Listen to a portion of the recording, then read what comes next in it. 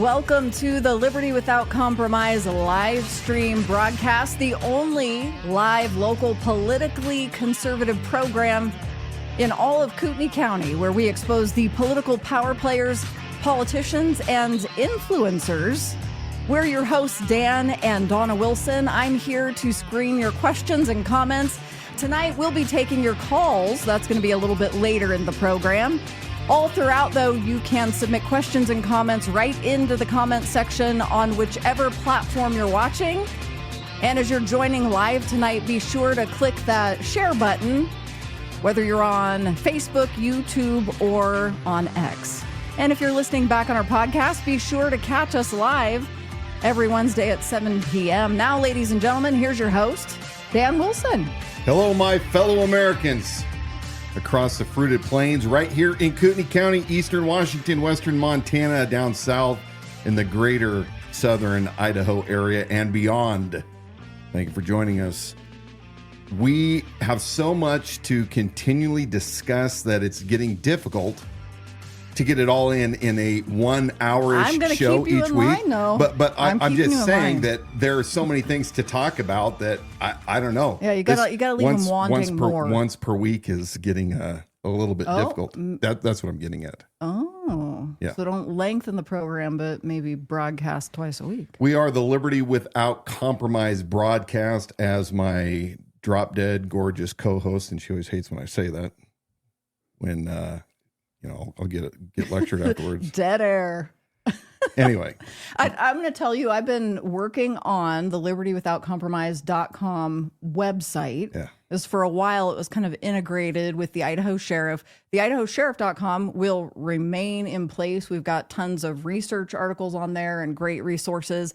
Liberty Without Compromise, we want to focus especially for you and the resources for this program. Yeah. So maybe you can tell a little bit more. I know that's putting you on the spot of what's on there, and then I'm going to bring that up on the screen here real quick. What's on the Liberty Without Compromise website? What's there on the website? Well, as Dawna was alluding to, we have a little bit about myself and Dawna, our backgrounds, and why we are continuing this fight for all things liberty without compromise. Liberty was a phrase continually, or I should say a word continually used by our founders, those that framed our Constitution. And the significance of liberty without compromise is something that we talked about quite a bit when I ran for sheriff in 2024 against the Republican establishment.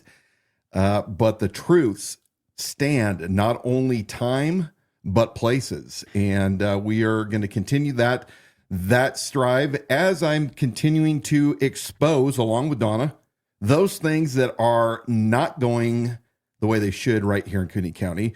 The corruption, maybe criminal activity, but all things that those in this region want to know about. And of course, we're going to talk about national things because you can't talk about the local without having some of the national. It all works in conjunction with each other. So that website, libertywithoutcompromise.com, you can now put that on your favorites list, share that with your friends if they're figuring out, well, where can I go to tune in? What time? Where can I hear archived episodes? Where can I get links to the podcast? That's all right there on libertywithoutcompromise.com. I just realized, I think the video that I wanted to play, the number one for my first topic, I don't think I sent that to you today. Okay. So we may in a little while go back and pick that up. And that's Sheriff Bob Norris diminishing his undersheriff publicly. Oh, yeah. That is a good soundbite. Yeah. I remember the first time I heard that one, I thought, and he's had to work alongside this guy for 4 years now. And long time. And for that to be the onset of that working relationship or working in the Norris administration to be disparaged. And that undersheriff position is running the day-to-day operations of the Kootenai County Sheriff's Department. Yeah, it is indeed. And it looks like I don't have that video, so we will have to play it next week, which is a bummer because, of course, I have been critical of the Kootenai County Sheriff's Office for well over a year, and I have discussed Brett Nelson quite a bit. I don't have anything personally against Brett. It is just merely a conflict between me and Norris, but I think that, yeah, we are going to play that. I don't think it was cool for him to to disrespect It was his not, undersheriff yeah. like that. So Quite we're a teaser. We're going to move on to the next topic tonight, which is we're going to revisit one of my hot campaign topics, which is still very relevant today, and that is the Kootenai Regional Air Support Unit. Now, this is the all-volunteer, supposedly all-volunteer helicopter air support unit that Bob and Mark Ellis brought to the Kootenai County Sheriff's Office, pleading and saying that we just don't have the ability to use Spokane anymore. They're not reliable.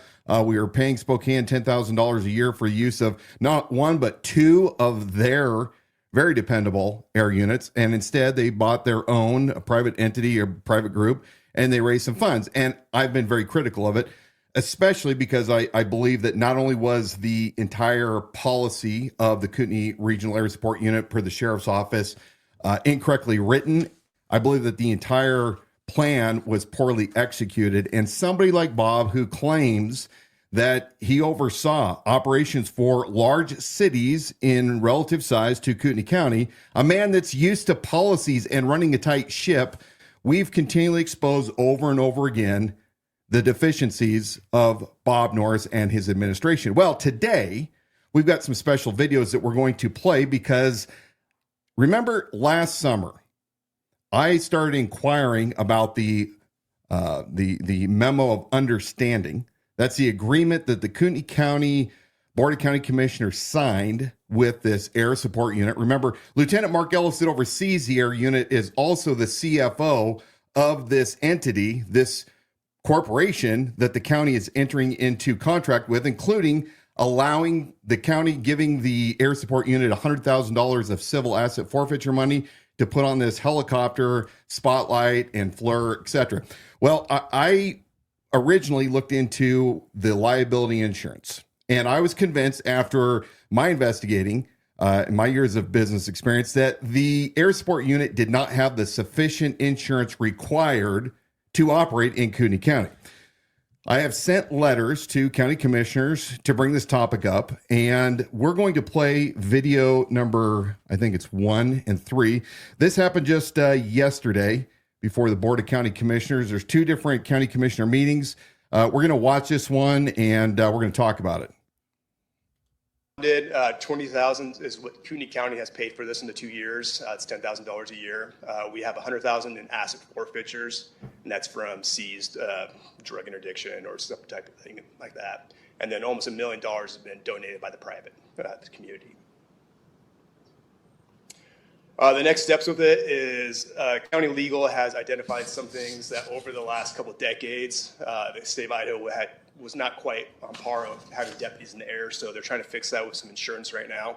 And with that, later today, we'll be coming to ask for or permission from the county board to hire outside legal to come up with a new aviation contract. Any questions on that? Does anyone have any questions? What is the funding source for the outside legal?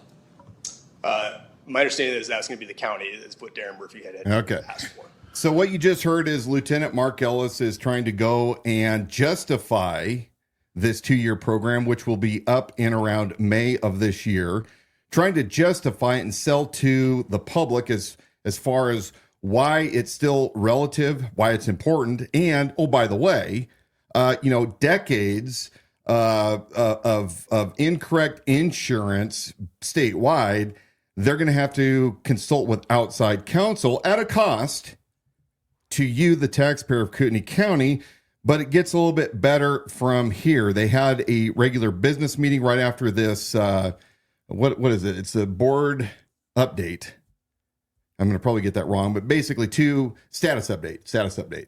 Okay. So in this next clip we're going to play, you have Kootenai County Sheriff's Office again discussing the need to bring in outside counsel along with Dennis Murphy, who is Kootenai County's attorney. He and I have had dealings. I actually sent this very request to him, and he obstructed my request quite a bit last summer. Let's go ahead and play this next clip. Chair Chari. Aye. Motion carries. Next up, item 26.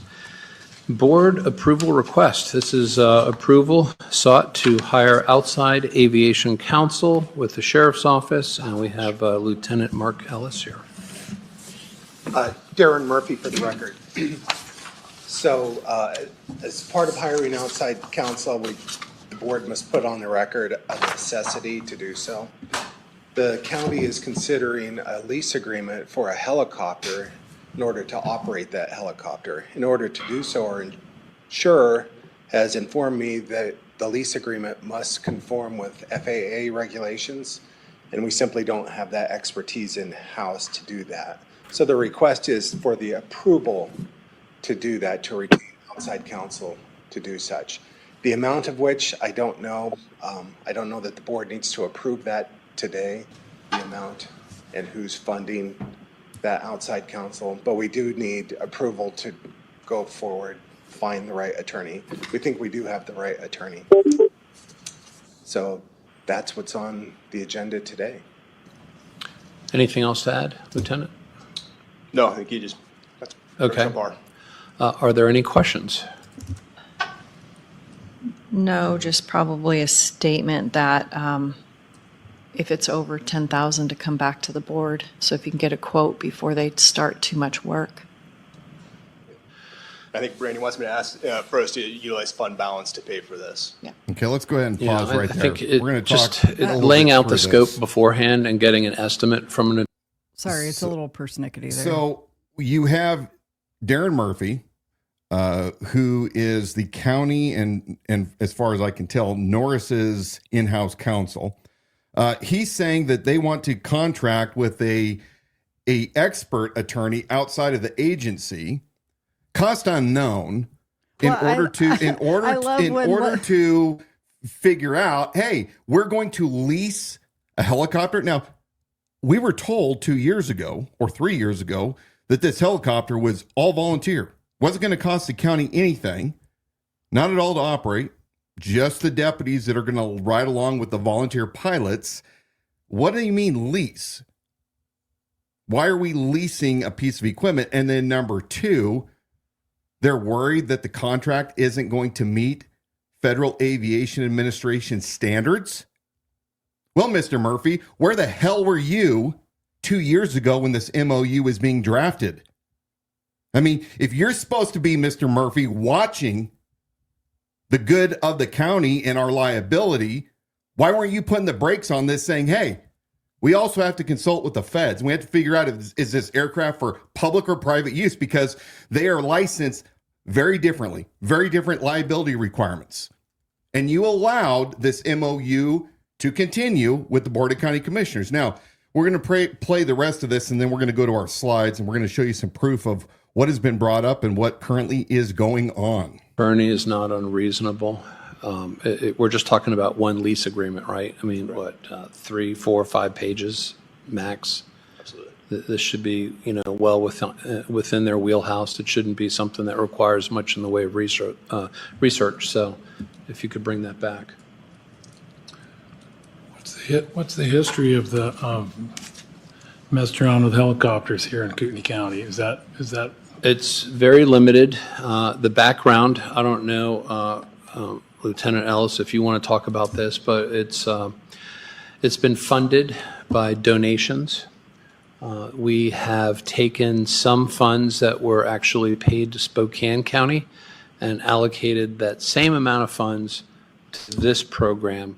So up to this point, and you correct me if I'm wrong, this has been a net neutral for the helicopter program for the Sheriff's Office. Bullshit. That has not cost taxpayers 1 penny more than what we've been paying, at least to Spokane. Is that Liar, correct? liar, liar. Okay.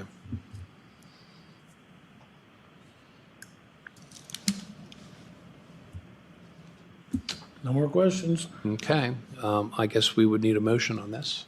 I move that we approve hiring outside aviation counsel due to the necessity of not having any in-house expertise in our civil division, and that a statement of work and cost would be brought back before the board.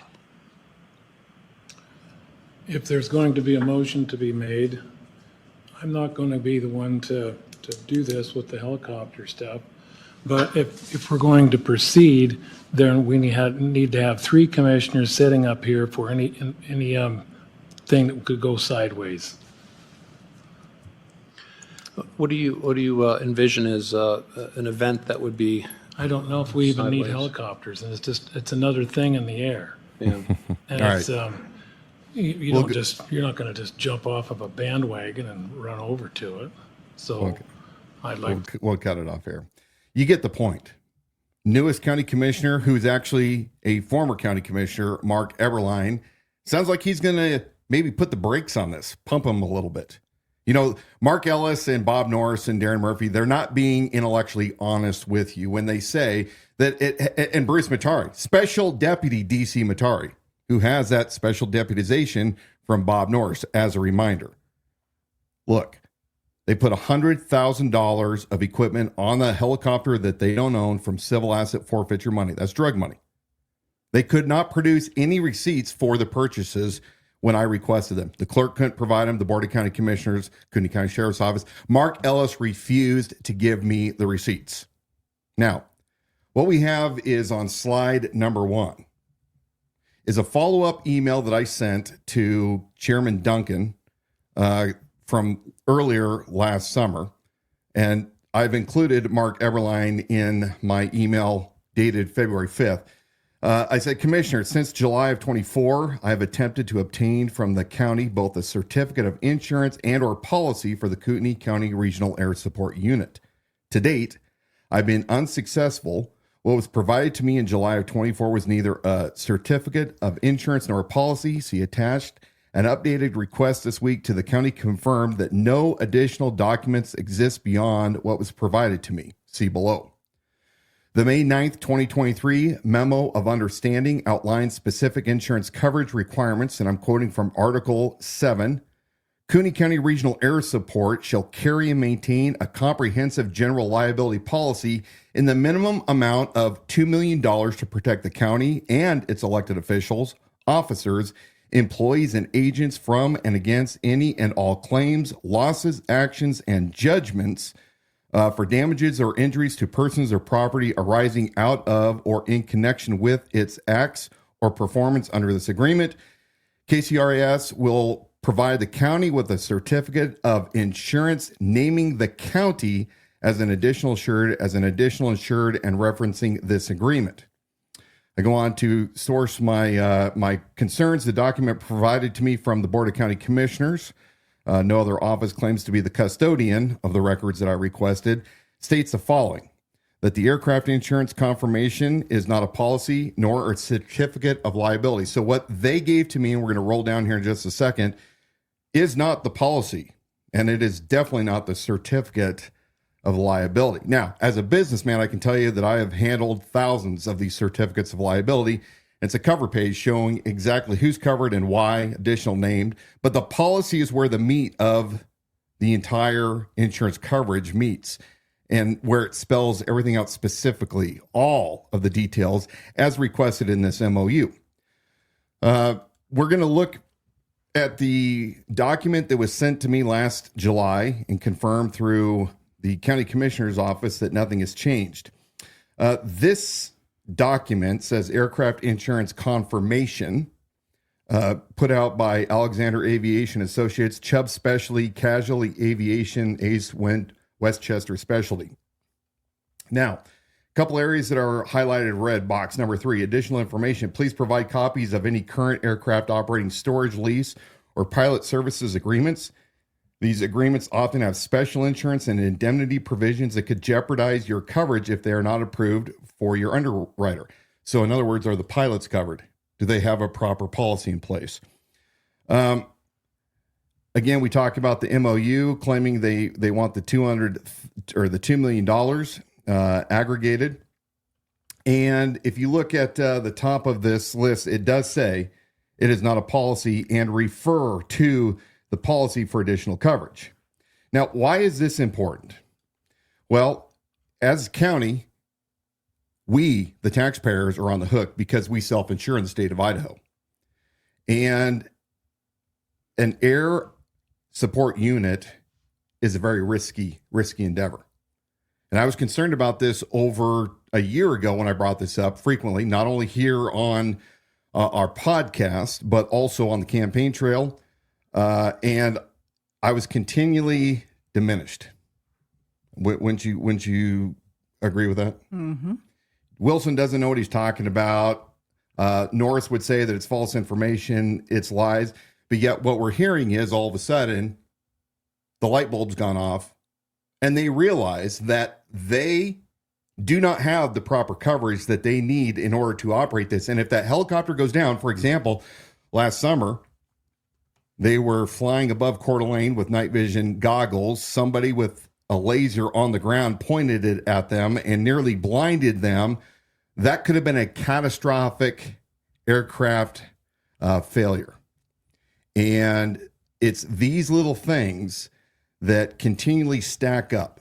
This is nothing more than a hobby for a couple of the deputies at the Kootenai County Sheriff's Office and for the 5 $100,000 donors, including Terry Forrester, who we talked about a couple of weeks ago. What is it? Labor Consultants International? I think that's that provides H-1B1 visas for agricultural work. He's one of the $100,000 donors. The tribe donated $200,000. You have Todd Stam from Aspen Homes. But these guys do not know how to properly ensure this so that the county is not held liable. Now, look, we had a perfect agreement with Spokane County. Spokane County has 2 helicopters. They're funded through government grants, not a volunteer organization. And Bob Norris allowed Mark Ellis to testify before the Board of County Commissioners back in early 23 that you couldn't really rely anymore on Spokane because they were in transition. Well, that was an absolute lie. They have an extremely capable air division. And for $10,000 a year, which we are now giving to the Kootenai Regional Air Support Unit, let's look at slide number 4. They're trying to tell us where all of their expenses are. And that's all well and good. They're trying to downplay. It's not really that expensive. It's only $479 an hour to operate 2024. But, you know, I did a records request on the flight logs for this air unit from September 12th of last year through yesterday, February, 18th. And once you know the aircraft has not flown a mission now in 5 months.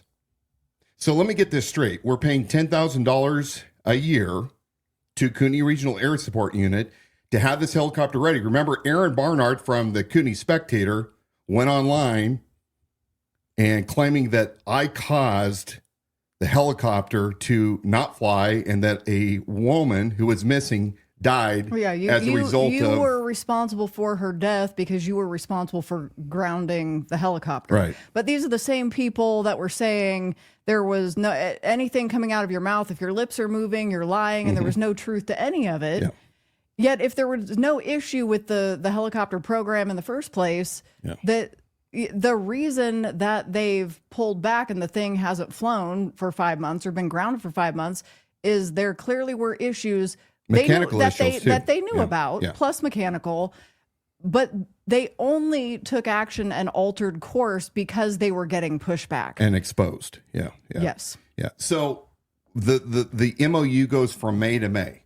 We've already lost 5 months where this helicopter hasn't flown, including 1 month where this woman was found deceased and I was blamed for her death due to the fact that the helicopter wasn't flying.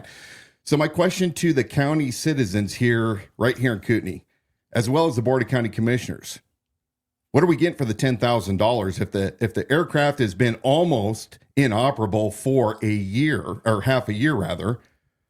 That's not a good use of our $10,000. And I say, shut this program down, go back to Spokane, pick up where we left off with them, and let's have some professionals run an air support unit if it's so needed. Remember, this helicopter is being used for search and rescue, and yet it does not have any hoist capabilities, which means if they find somebody way out on a remote mountaintop, somebody else has to come and get them. Either Two Bear Air, again, out of Kalispell, or another outlying agency like Spokane. So lastly, on our very last page, 5, This was presented today or yesterday, rather, in front of the Board of County Commissioners. They're claiming that they received $943,000 in private donations, trying to show that they're solvent, that, we can continue to operate this helicopter because we're getting a bunch of donations. My guess is if we ask them and drill into it, out of that $943,000, $750,000 of it was for the helicopter.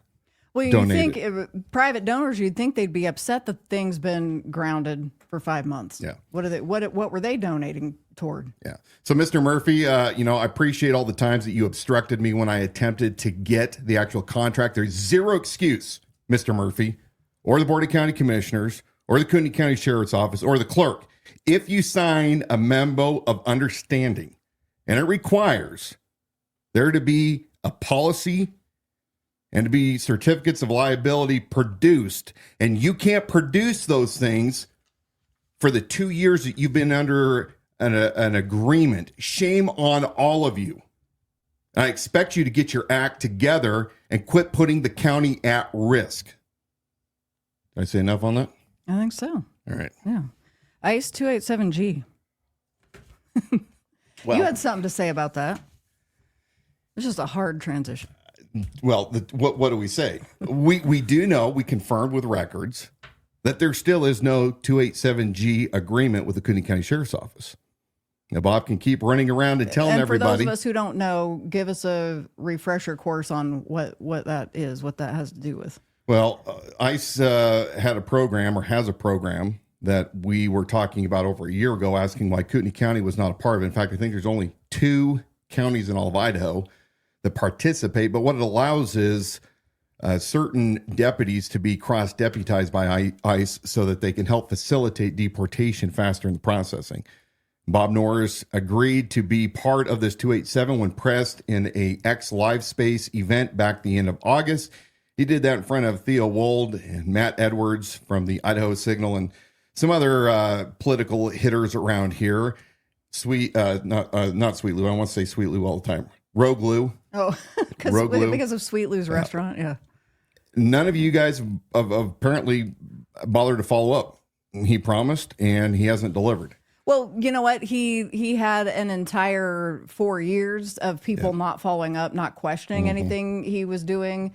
And you're the only voice that really has come in, and not for the effort of creating trouble or being a naysayer just for the sake of it, but listening to what he has to say and say, okay, you know what? This is a common theme, something he's brought up multiple times in town halls. I'm going to check in on this.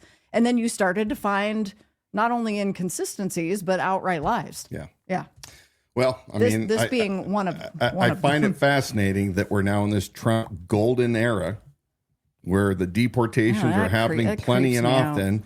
And, we're hearing the Kootenai County Sheriff's Office is cooperating. Well, I'm waiting for some records to come back my way of Kootenai County Sheriff's Office working with Customs and Border Patrol and ICE and allowing Border Patrol to ride in county vehicles with them that they're claiming they have no record of. And remember, there is zero evidence that Bob Norris has, since November, given any direction to his deputies, either in official memos, policies, edicts, whatever, on how the Kootenai County Sheriff's Office is going to change its model to work with the Trump administration and DHS in order to start rooting out these invaders from our own community. What he is bragging about is that he holds prisoners for ICE and Border Patrol from Washington, which is a sanctuary state, Spokane specifically, and he says all of Montana. And I don't know if it's really all of Montana or Western Montana, but holding prisoners in your jail is really not doing anything out of the ordinary. So, do you think he has some kind of protocol or policy in place for his deputies and how they're working with agents for deportation, and we just don't know what that is? Well, if they're doing it in violation of disclosure and transparency. Okay. Because if you're going to do something that is any kind of a campaign, if you will, you have to have written instruction from command, coming all the way down from the sheriff to the undersheriff, to the captains, to the watch commanders, to the lieutenants, to the sergeants. to the patrolmen on the street, the deputies. But is he required to let us know what that is? Well, yes. I mean, it's fair. It has to be in written form. So either they're not doing anything in written form, which is a liability again to the county, because you can only hold your troops to what the written policy is to keep them out. And look, you're dealing with not only state law, but also borderline federal law, especially if you're entering into these memos of understanding or memos of agreement with federal agencies. It could be just flat out that they are being lazy and not really coming up with a plan or a policy, just run it off of their shirt collar. Yeah, just whatever. But it's ridiculous that in this day and age, once again, that there isn't some kind of policy and or direction from the sheriff down to the troops. And we've requested it, but we're continually denied. No records exist. No known records exist. And what you found is that the sheriff's actions have typically been reactive to, okay, if the need comes, I will react to that and we'll make a move based on that, rather than there being anything proactive when these are things that are easily predictable and things you were talking about well over a year ago now. Well, it's kind of like human trafficking. I wanted to transition into that. My phone blew up today by many of you. And we have somebody just commenting on it as well. So, many of you have sent me the Coeur d'Alene Press document or article that Coeur d'Alene police shut down, I think it's 5 Asian massage parlors for concerns about sex acts and or sex work and or human trafficking, but they didn't find enough to arrest anybody. But they revoked their licenses. So I still contend that despite what Bob Norris says, and if you'll notice it towards the end of his campaign in 2024, at the advice of the former Fed would be my guess, whose specialty was human trafficking, his biggest fan, his handler, she was most likely, I'm speculating, giving him the advice to start asking, well, what do you mean by human trafficking? What is your definition of human trafficking? And he reframes the question. So he says, I've learned I need to ask what that definition of human trafficking is, because not everybody understands what that is or what category it falls under. He reframes the question and then gives the answer that he wants you to hear. Yeah. So do we have that video to remind everyone of what he said just last August at a town hall? Here it is. Problem with sex trafficking here in Kootenai County? Well, you tell me. You know, you can arrest somebody for sex trafficking. Have you seen it? I'm asking you. Well, I'm asking you. It's your job, not his. So if you look at Bob Norris's history, which is readily available through his many press releases, old school press releases, as well as numerous town hall events and coffee with your sheriff, which, by the way, he claims has only cost about a couple $100s over the span of 4 or 5 years. That bringing all of his deputies to these events isn't costing anything. That's all lies. But, you know, despite what he's saying now, we all know that human trafficking most definitely is taking place.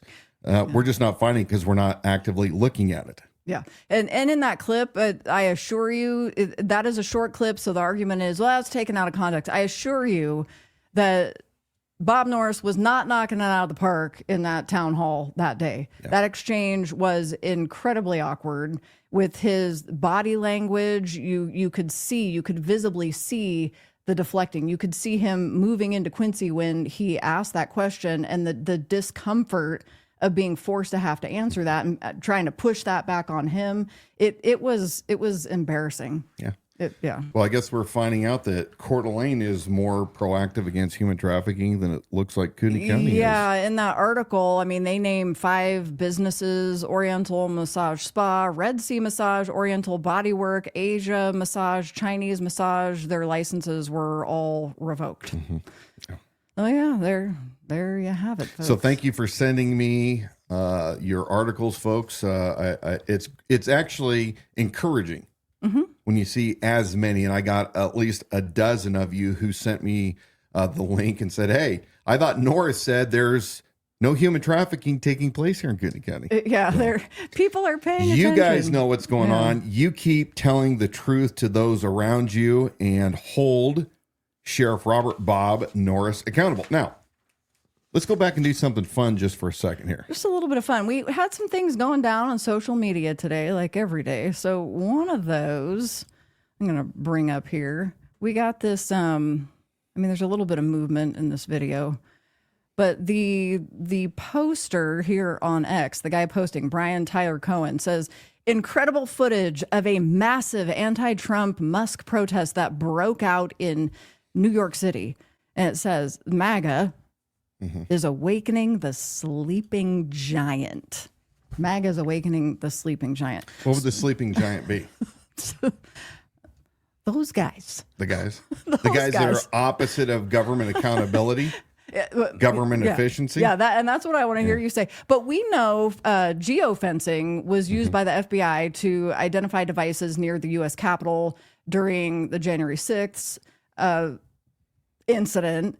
And this was the largest geofencing warrant that was ever issued. Through that data, they found in January 6th, it was revealed, and I'm going somewhere with this, it was revealed that 2,567 devices that were also present on January 6th were present at 3 or more of these riots or protests, including George Floyd, Antifa, and BLM. Okay, so I want to make sure I got that right. 2,562 personal electronic 67 devices. 67 devices showed up at DC. 3 or more of these events, including J6, George Floyd, Antifa, and BLM riots. Oh my! So my question to you regarding this yesterday's anti-Trump protest that broke out in New York City, awakening the sleeping giant. MAGA has awakened the sleeping giant.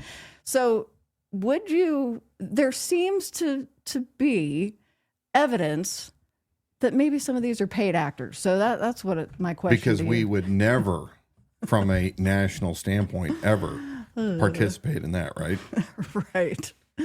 They're showing up at the same place. I'm kind of curious to see how large that geofence was, because you're not going to see patriots showing up necessarily from different parts of the country to Minneapolis when it's burning down. Right. That's a lot of number, 2,500. I mean, that is a lot of. I agree. Yeah. So some of that might be legitimate overlap where you have people that roam around the country. Like we have some friends that go to protest to report on it. Yes. So some of that could be, News but outlets, independent reporters. I would guess there's probably a few more that are getting some greenbacks sent their way. That's what it would lead you to believe. All right, so we got another. Should have had it queued up here. Libs of TikTok post this today. Get a hold of this one. For the person out there who's planning on doing it, the thing that we all wake up every day hoping we'll see in the news, and we're like, man, no one's done it yet. Keep going. Your plan, it's gonna work. If not, it'll inspire the next person. And we are all rooting for you. You have our support. You have our admiration. We might make a national holiday out of you. And I will definitely put money on your books. And if you're into this sort of thing, I'll write you some letters of the naughty sort, should you find yourself behind bars for it. But we're all rooting for you and hoping that you do it quickly and get away with it. So, yeah, stop that. The crux of that is you have Libs of TikTok reshared that video, and this gal is calling for the offing of President Trump and luring them on, encouraging it, and she will write them lewd letters in prison if they do indeed get caught. But they're hoping for that action to be taken. They're just hoping for it every day. Yeah, she's a TikTok revolutionary. Yeah, she would have done very well during the Red Revolution there in Russia. Yeah, little Bolshevik. Yeah, and then here's one. You commented on this on X today, and I'm not going to read majority of this out loud because there's some naughty words in there, but this person over on X says, if we are banning junk food for poor people, let's ban cocaine and alcohol for rich people. And then they go on to say some less than caring things about that. But your thoughts on that mentality, that if that's the direction this is going with state aid or government aid, government assistance, and trying to veer them toward purchasing healthy things rather than junk on government money. Well, I wouldn't even say healthy things. Let's just talk about the bare staples. You know, they tried to do this in Idaho. There's been some pushback. I think Representative Redmond introduced legislation saying, look, you can't have soda pop and you can't have junk food, something similar. I think that you start getting into the weeds by telling people what they can't have, and you're far better to tell them what they can have. So if the taxpayer is going to fund those that are currently unable or unwilling to provide for themselves, because there doesn't seem to be a real distinction anymore, those that are on government assistance for food, let's make it real simple. You get meat, chicken, pork, beef, fish. You can have eggs, although those are pretty expensive today. Well, you can have milk, and you can have, you know, your basics like pasta and sugar and flour. But processed foods, and again, yeah. Well, their argument went to an extreme, because this is what we do when you're arguing your point. Let me use the most extreme example. So you're on government assistance, and now you can't make a birthday cake for your kid. Yeah. Well, no, I don't think that would ever happen. And most of the folks that I see on a regular basis at our local store that are using the cards always have a separate cart where they are able to pull out cash to pay for the things that the EBT cards won't pay for. But look, SIGs. if we're going to continue down this road, which I'm hoping that we're going to turn a corner, which is government is God and there's no accountability, then this is how you do it. You allow people to take the funds that the government, their God, provides to them, and then it's unlimited. How dare you tell me what I can or can't? And as we're getting sick from eating food that is not good for us, we're at the same time going to foot your public health bill, because we know we have kids that work in the medical profession, how often people will use the ER for their own personal primary care physician. And most of it is lifestyle choices. So yeah. Yes. Well, I think before we head into the next segment, we're going to thank our sponsors of tonight's program, and we'll be back in just a minute.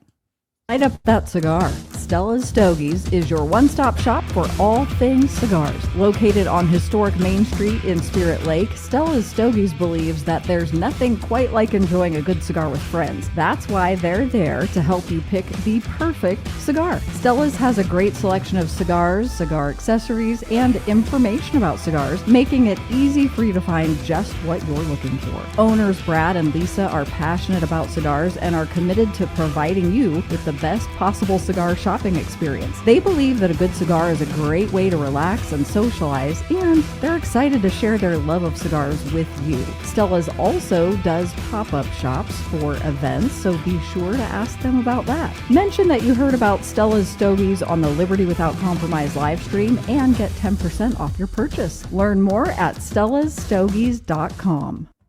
Go visit our friends up in Spirit Lake, Brad and Lisa Stogies, or Stella's Stogies. I have a Wise Man Toro by Foundation Cigars that I got from Brad and Lisa, and I will be lighting that up right after this broadcast. I got to tell you something. Lisa Schultz there at Stella's Stogies, she almost fell out of her chair when she was sitting there at her shop today. Yeah. Because of something she saw that she thought was kind of a little bit funny. Oh, yeah? What was it? Well, I think you're going to tell me what it was. Yeah. Well, you know, I'm always about policy and procedures, and I know that a career professional... Okay, keep that. Yeah. I'm going to put our phone number up on the screen, because we are doing, for the first time ever, inviting phone calls for tonight. Really? So if something in this next juicy segment that Dan's talking about makes you just want to chime in, well, we're going to go for it. So I'm putting that number up on the screen. But just to be clear, yeah, we can cut the phone off at any time. And if you have bad behavior, that call's getting or if dumped. you're annoying me. Oh, well, yeah, that too. So the sheriff, of course, you know, that bastion of professionalism and integrity, he was spotted. I was given the 411 that he was spotted dressed like Colonel Sanders at the Republican Lincoln Day dinner that they just had this past Saturday at the Coeur d'Alene Resort. Sean Spicer was the special guest. But the picture was pretty fascinating. Yeah. Dressed with his big buckle, his vest. What is this first? Did you want me to put that up? Yeah, I think we'll go. So the long and short is I got to thinking about all these specialty firearms that he's wearing, and I wondered, is he qualified on these firearms? Should I show the picture? Yeah, go ahead and show the picture. We might as well. Well, because now we know what you're talking about. So you see on the left, there's Colonel Sanders from this year's Lincoln Day dinner. And on the right side, you see Colonel Sanders with Sebastian Gorka, who's not a conservative, by the way. I don't know why KCRCC had him, but he's definitely not conservative like we think of him as being. So anyway, again, I asked the question, is Norris leading by example, and is he qualifying according to Kootenai County Sheriff's Office firearms standards and the post standards for Idaho? So you did a so FOIA I just want to point out a few things real quick in the one where he's standing with the lady, and I got a circle around it. I don't know if you can go to that picture and zoom in just a little bit. He's got a drop leg holster on his right leg with a revolver in it, but also in his waistband tucked in is a pearl-handled Derringer. Well, maybe he won the raffle, so he added that one. Was there a Derringer in it? I don't know. Yeah, so he's got a Derringer shoved into his waistband. I don't know if it's a single shot or a double shot. That's a lady's gun. I'm not certain why he's got that. I'm surprised that it didn't clip into his belt buckle. Yeah. And then you'll see on the right side that he's got a drop leg holster that he's frequently observed to wear all over Kootenai County while he's on official sheriff business.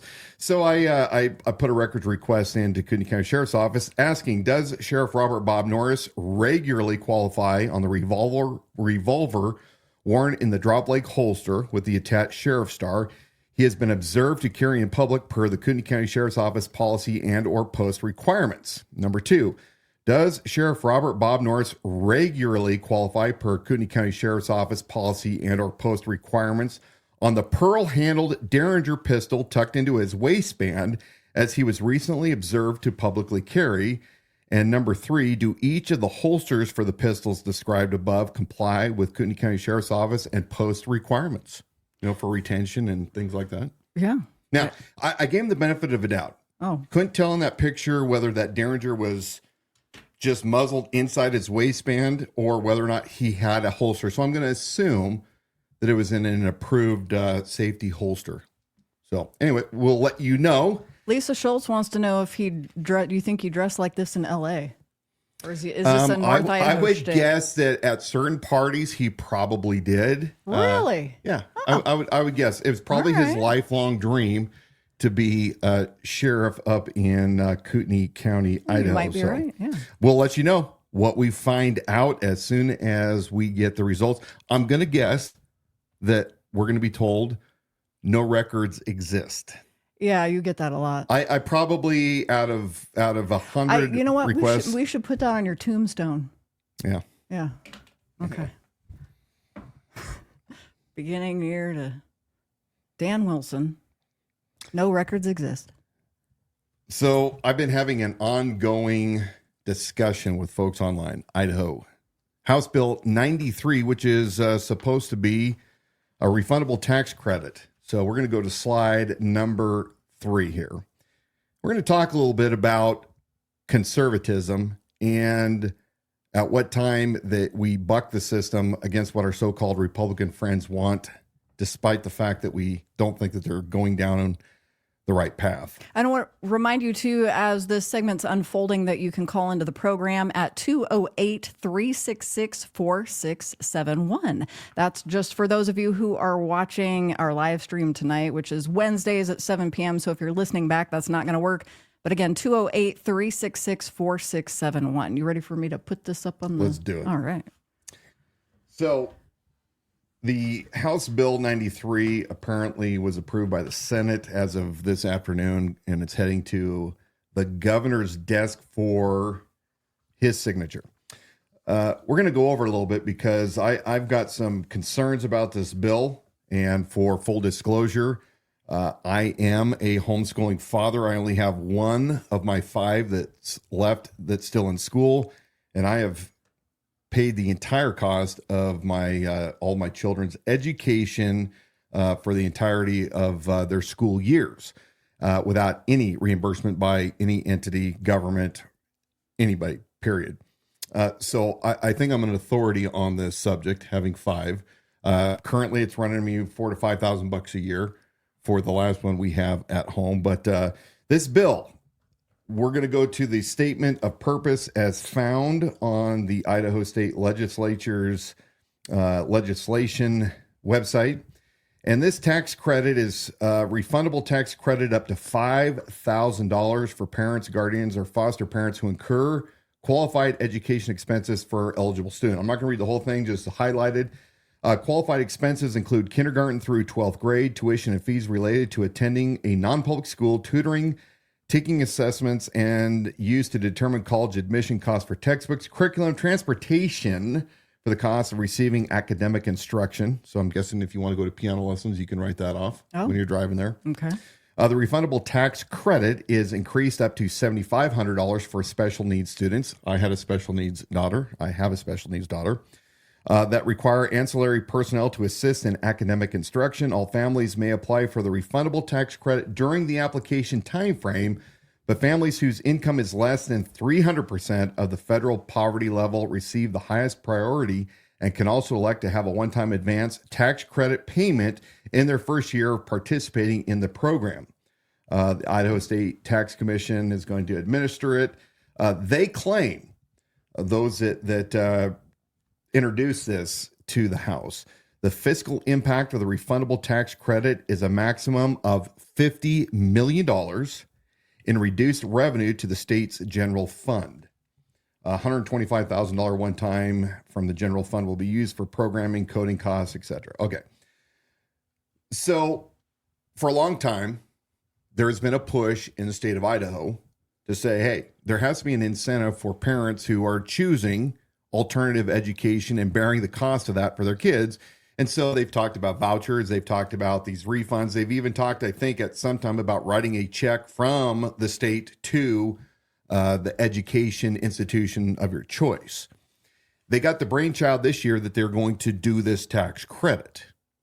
I don't have the stats in front of me right now to say how much we spend per year on education, but I believe it's the largest line item that we have in the state.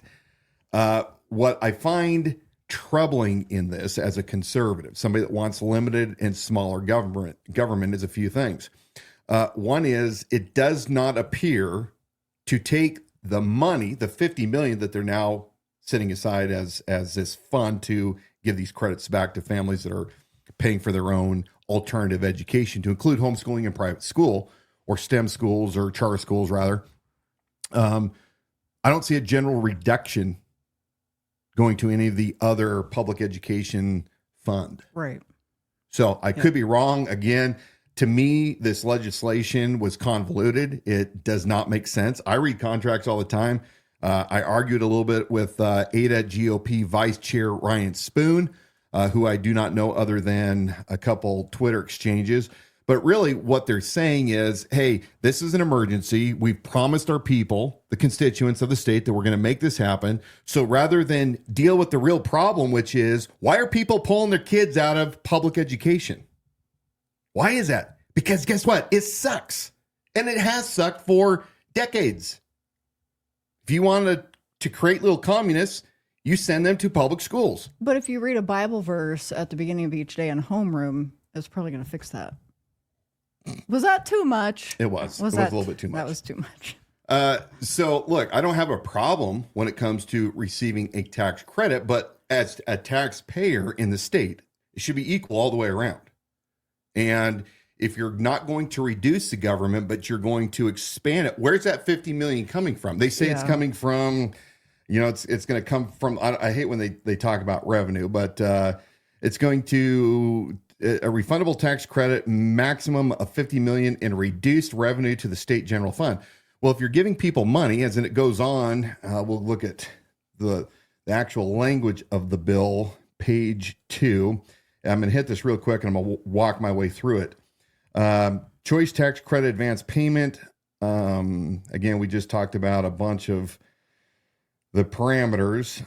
They say that they're going to give a special emergency credit, an advance payment, their words, payment, to families that make less than 300% of the national poverty level.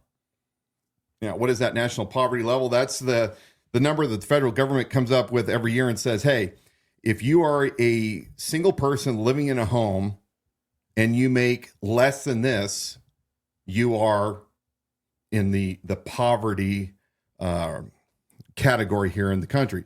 If you have two people and you make less than this, and so on and so forth. We'll go to slide number 3 for some examples. So not everybody would be eligible.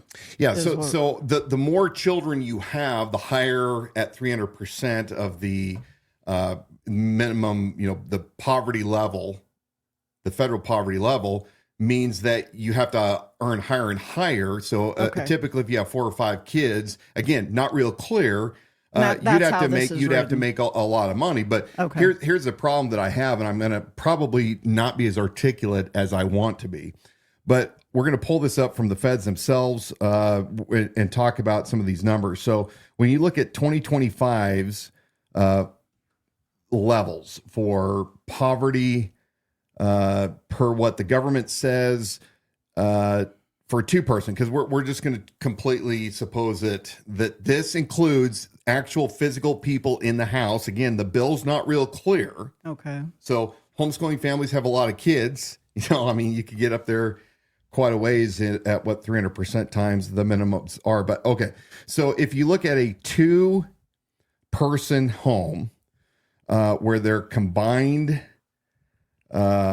income is $20,440 times 300%, they would have to make $61,320 to not be eligible, or more than that. If you have 3 people, like we currently have 3, there's you, me, and one, we would have to, at 300% of the 25,820 poverty level, we'd have to make $77,460 or greater in order to not be eligible for this tax credit. Because again, they're going to give it to a first come, first served basis on those families that are under the 300% of the federal poverty limit, tongue twister, so on and so forth. So in essence, you're looking at based on a 2,080 hour work year, at the bottom level, a family would have to be making $29 an hour all the way up to $45 an hour. Why does this matter? I'm glad you asked. They have already stipulated that there's going to be a $50 million cap. If you do the math, and I was homeschooled, so check me. I may be wrong. I believe that's about at $5,000 per student. That's about 10,000 students to reach that $50 million mark. Again, I have a problem with this because they're putting priority on those that are under the limit. And for the first year, they can get a payment. So, when I look at income tax in the state, 6% of total income, business owner, we pay a lot of money to the state of Idaho, not only business fees, but all sorts of other sales tax, et cetera. We pay a lot of money. We may not be eligible to get that payment. There's a lot of folks out there that don't make a lot of money, and I'm not making fun of anybody's income status, but I'm saying our taxes need to be the same all the way across the board. You don't give special attention and say, well, because this family over here is considered to be in the poverty level, we're going to give them first come, first serve and give them priority. What you're saying is those that earn more have less of a right to receive the tax credit back. Right. Than the impoverished family. Again, yeah, they're using their terminology. Exponentially more in taxes based on that income. Yeah, it should be square all the way across the board. It talks about this 300% over and over again. As I argued online, and I know that I'm not doing the greatest job at trying to articulate this, so hopefully people won't be totally lost. I'm going to go to that same slide. Let's go to page number 7. So Ryan Spoon, as I understand it, is the Ada County Republican Central Committee Vice Chair. Ryan, if I got that wrong, let me know. Smart guy. But I was questioning again about this 300% because I just think it's not right. You don't give people money. And by the way, it's kind of like the Earned Child Income Tax Credit. You know, you have families that have only paid maybe $1,000 or $2,000 in federal income tax during a year, and yet somehow they magically get $7,000 or $8,000 back. Yeah, Disneyland. Right? Yeah, It's kind of the same thing here. You know, again, my opinion. Just because the state mandates that they pay for education and it may cost $17,000 or whatever the number, I've heard it all over the board, but it's over $5,000 per student. That therefore, since the state has to pay for it, they might as well give it to you, and then you can use it accordingly. You know, I think there's a cap on the Senate side that says you can only get up to $15,000 back. So, you know, there's some questionable things there. I know they have checks and balances, but I was talking online about my skepticism on this. Ryan Spoon responds back and he says that my assertion was not true. Applicants with incomes below 300% of the federal poverty level will qualify for the tax credit first. If allocated funds remain, again, if they remain out of that 50 million, that's only 10,000 students. Then those with income over 300% of the federal poverty level will also receive the tax credit on a first come, first served basis. I told him thanks for clarifying it, but he says it's a compromise that is unfortunately necessary to get this bill passed.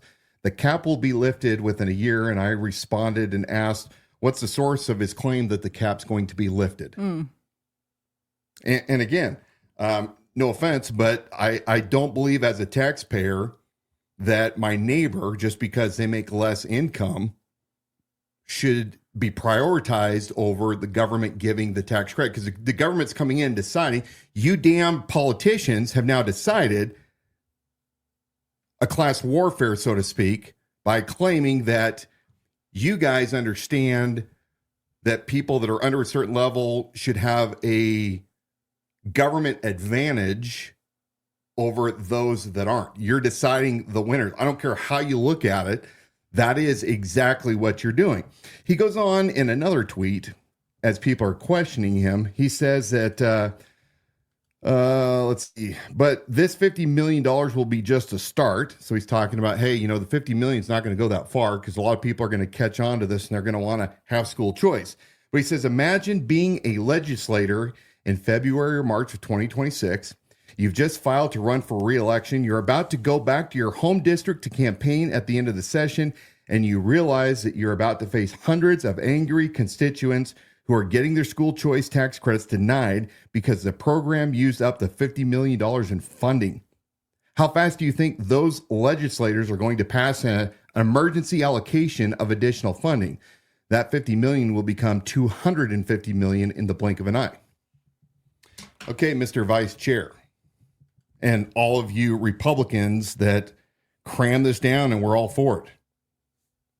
Tell me, what does this do not only to our budget, but $250 million is a lot of money, as Ryan Spoon is bragging. If that truly happens, are you going to take that away from the public education sector, or are you going to continually grow government? Are you going to continually reward failing public school systems? And again, I'm sick and tired of all the arguments as to why every excuse in the books, why public schools are failing, but they are. And you and I could talk about this for many, many hours. I have friends that are teachers. I have nothing against teachers that are teaching and have chosen a calling, or I should say they've chosen a profession because they were called to teach. But this has everything to do, like we're seeing on big government all around. It is the higher ups and the mid-management that are wasting our funds and our treasures. And I think even locally, we're starting to see it. People are sick and tired of constantly being on the hook for levies and bonds and more property taxes while we see the results of our education going down, down, down, down, down. And I said, hell no, 25 years ago, hell no. I still say, hell no. I will never allow one government entity to indoctrinate my kids. And we know this is happening in Idaho because there's this constant friction back and forth. That's why you're getting legislators that are attempting to force Bible reading in school. Right. There's a cultural war. And the hard part about that argument, why you offend people who are on the front lines and those teachers, is their heart in that calling for that profession isn't to, they would say, that's not my heart, is not to indoctrinate your student. I love your kids. And so that's why that becomes But a they're difficult mandated argument. what kind of Yes. curriculum to teach. Yeah. They're bound by what they're being instructed to do.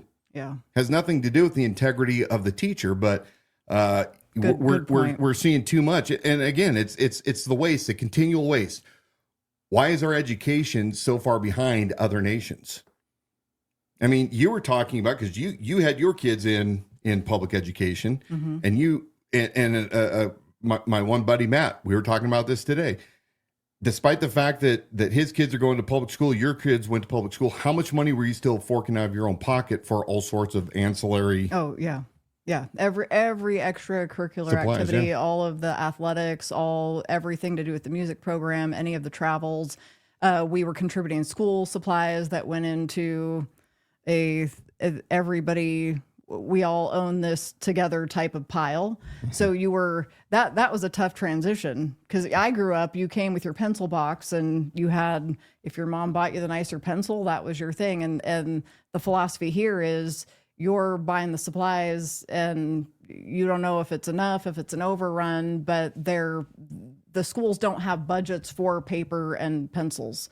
So not only is your highest amount of property taxes going to that public education, but then you're also funding all of those other ancillary things, like you said, and it's a lot. Yeah. So I think we're in a clash of worldviews.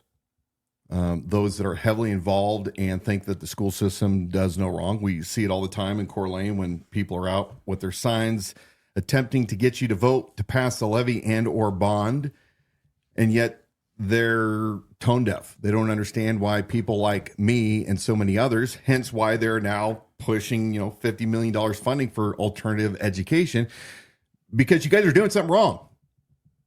If you guys were doing something so great, then there would be no need, no reason for people to go elsewhere, but yet they are. So instead of self-reflecting and finding out, what are you guys doing wrong? And I think that I could agree with many of the state legislators that pass these bills. We could come up with a long list of crap that should be immediately corrected if you want to remain relevant. But, there's also abuse. This whole operation is going to be run by the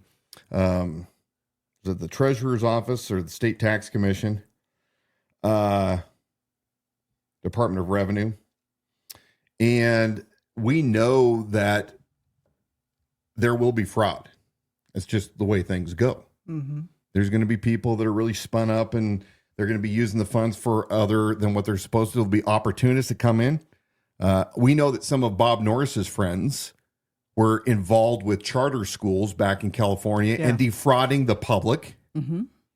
that were caught, and then they picked up stakes and they came to North Idaho. Mm-hmm. You can look at some of his early donors and do your own Google search and to find out that one of those individuals' son also was a convicted felon from California that was part of the Central Committee down there, a former Board of Supervisors member, and a big cannabis pusher. So, yeah, we're going to find that there will be fraud in all these things. But what it should do is it should draw us all together as Americans as we look to be liberty-minded people. We have to hold each other accountable. And part of that is saying, hey, guys, where's the money coming from? If you're not going to defund $50 million from one, then look, you're either taxing me too much or you're, I don't know, stealing from the future. And again, I've heard this argument today. It was on the Idaho Signal, I think. And I think the mention was, well, the state gets its money from corporations and taxes and businesses. So, it's not coming from you and me per se, it's coming from the business. But the bottom line is you're taking money from somebody to redistribute it to somebody else.